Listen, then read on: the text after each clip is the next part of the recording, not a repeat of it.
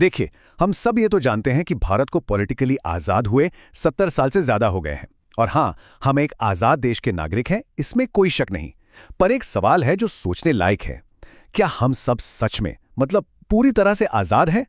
क्योंकि आज भी हमारे देश की एक बहुत बड़ी आबादी जाने अनजाने में पैसे की गुलामी कर रही है। तो चलिए, इसी सवाल को थोड़ा और समझते हैं। देखिए, पॉलिटिकल आज़ादी एक चीज़ है, पर फाइनेंशियल फ्रीडम वो बिल्कुल अलग कहानी है। जरा सोचिए, क्या हम सब वो जिंदगी जी रहे हैं जो हम सच में जीना चाहते हैं? या फिर हमारे सारे बड़े फैसले इस बात पर टिके होते हैं कि महीने के आखिर में बिल कैसे भरने हैं? क्या लोग अपनी पसंद का करियर बना पा रहे हैं, या सिर्फ एक पेचेक के लिए काम किए जा रहे हैं? ये जो कहावत है ना, ये इस पूरी प्रॉब्लम की जड़ को पकड़ लेती है कि सैलरी एक ड्रग की तरह है जो हमें हमारे सपने भुलाने के लिए दी जाती है। होता क्या है कि लोग महीने दर महीने के इस चक्कर में, इस साइकिल में ऐसे फंस जाते हैं कि कुछ बड़ा सोचने की, कुछ बड़ा करने की हिम्मत ही नहीं बचती। तो सबसे पहले चलिए इसी पर बात करते हैं, पैसे की गुलामी। हमें अक्सर क्या लगता है कि जितनी बड़ी सैलरी होगी उतनी ज्यादा आज़ादी मिलेगी, है ना? पर असल में हकीकत इसके बिल्कुल उल्टी होती है। ये कहानी शायद कई लोगों को अपनी लगेगी। ये लगभग हर मिडिल क्लास घर की कहानी है। मेरे एक दोस्त की बात है, पिछले 7 सालों में उसकी सैलरी डबल हो गई।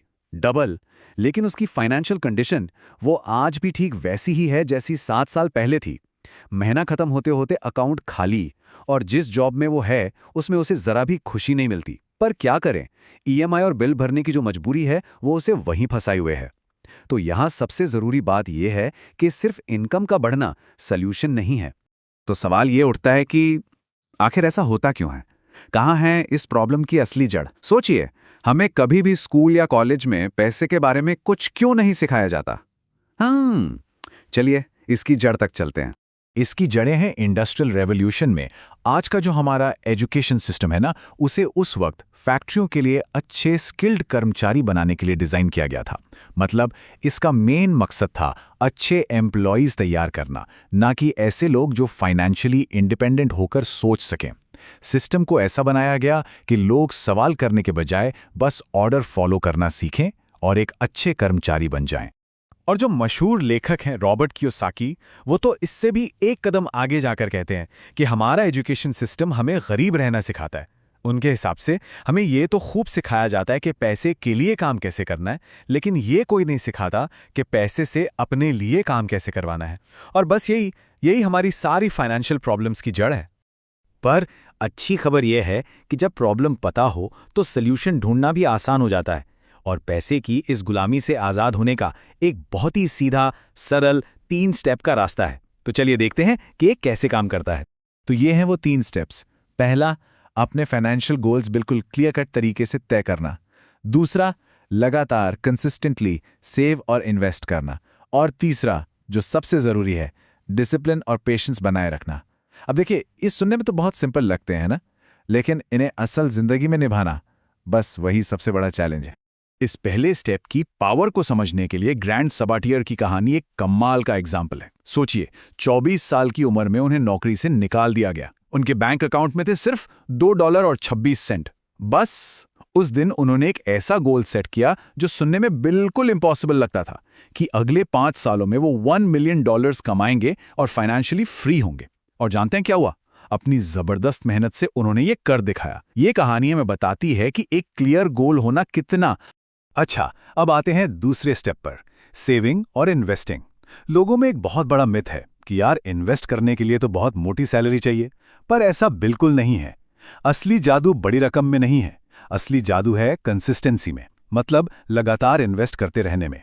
महीने के बस कुछ ₹1000 बचाकर और उन्हें सही जगह इन्वेस्ट करके भी लॉन्ग टर्म में एक बहुत बड़ा कॉर्पस बनाया जा सकता है। चलिए इसे एक छोटे से एग्जाम्पल से समझते हैं। मान लीजिए कोई हर महीने सिर्फ ₹5000 इन्वेस्ट करना शुरू करता है और हर साल अपने इस इन्वेस्टमेंट को सिर्फ 10% से बढ़ाता है। और मान लेते हैं कि उस इन्वेस्टमेंट पर उसे 15% का एनुअल रिटर्न मिल जाता है। अगर कोई ये काम लगातार कंसिस्टेंटली 20 सालों तक करता रहे तो कोई अंदाजा है कि 20 साल बाद उसके पास कितना पैसा जमा होगा? 1,30,00,000 रुपए। जी हाँ, 1.3 करोड़। सिर्फ ₹5000 महीने के इन्वेस्टमेंट से शुरू करके इतना बड़ा अमाउंट बनाना बिल्कुल पॉसिबल है। और यही है कंपाउंडिंग की असली ताकत, जिसे दुनिया का 8वां अजूबा भी कहते हैं, जहां आपका पैसा आपके लिए और पैसा कमाता है। और अब हम आते हैं सबसे आखिरी और शायद सबसे जरूरी स्टेप पर। ये वो स्टेप है जहां आकर ज्यादातर लोग गिव अप कर देते हैं, क्योंकि ये इन्वेस्टमेंट पैसों का नहीं है, ये इन्वेस्टमेंट है डिसिप्लिन और पेशेंस का। ये पूरी तरह से मनी की साइकोलॉजी को समझने के बारे में है।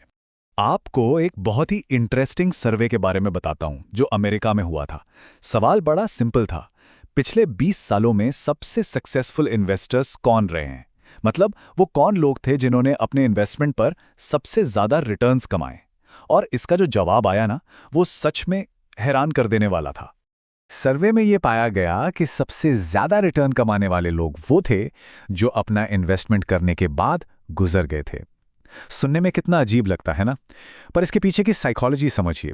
वो इकलौते ऐसे इन्वेस्टर्स थे जिन्होंने मार्केट के उतार चढ़ाव से डरकर कभी अपने इन्वेस्टमेंट्स को बेचा नहीं, उन्हें छेड़ा नहीं, और बस उसे बिना किसी रुकावट के सालों साल कंपाउंड होने दिया।